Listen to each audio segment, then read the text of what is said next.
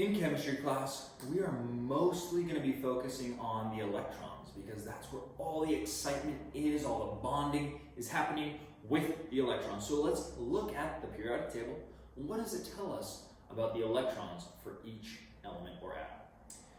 And we specifically want to look at the number of valence electrons, the electrons in the outermost energy level, because those are the ones that are involved in reactions.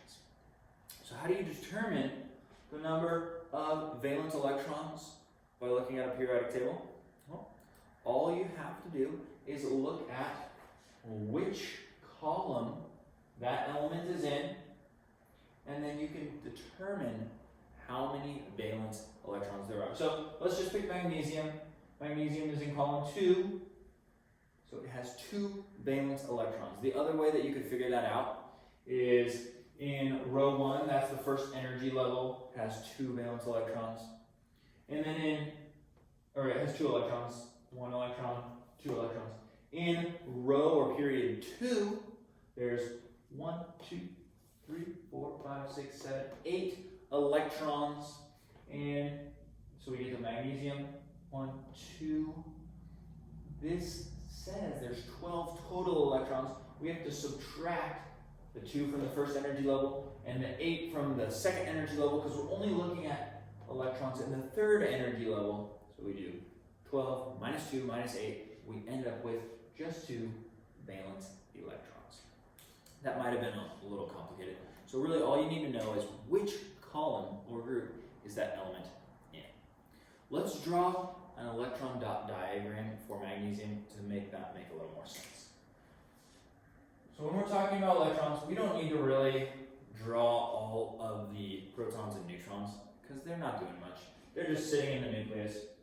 And we'll draw the first energy level, which has 1, 2 electrons. In the second energy level, we're going to have 1, 2, 3, 4, 5, 6, 7, 8 electrons. And in the third energy level, we're going to have, for magnesium specifically, 1, 2 electrons. If you add all those up, you'll get 12, which, right there's the atomic number, and we're assuming it's neutral, so 12 should be the number of electrons. Now, elements are going to do very different things based on what their electron configuration looks like. And some elements are going to exist in nature bonded to themselves, such as oxygen, which exists in nature as O2, 2 oxygen atoms bonded together.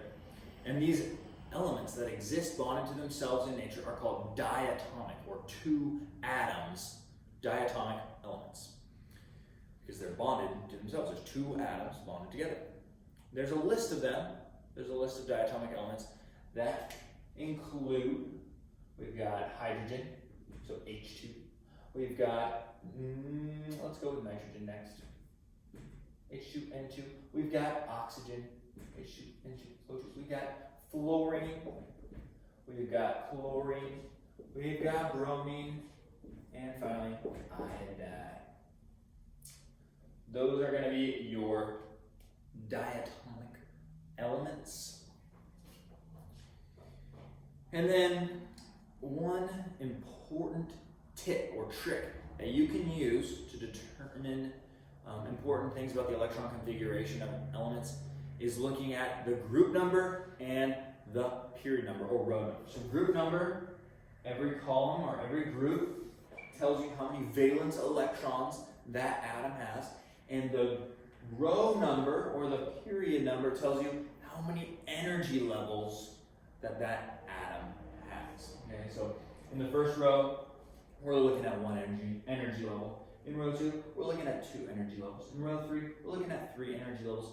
It's going to get a little bit more complicated in the future, but that's all we need to know about energy levels right now.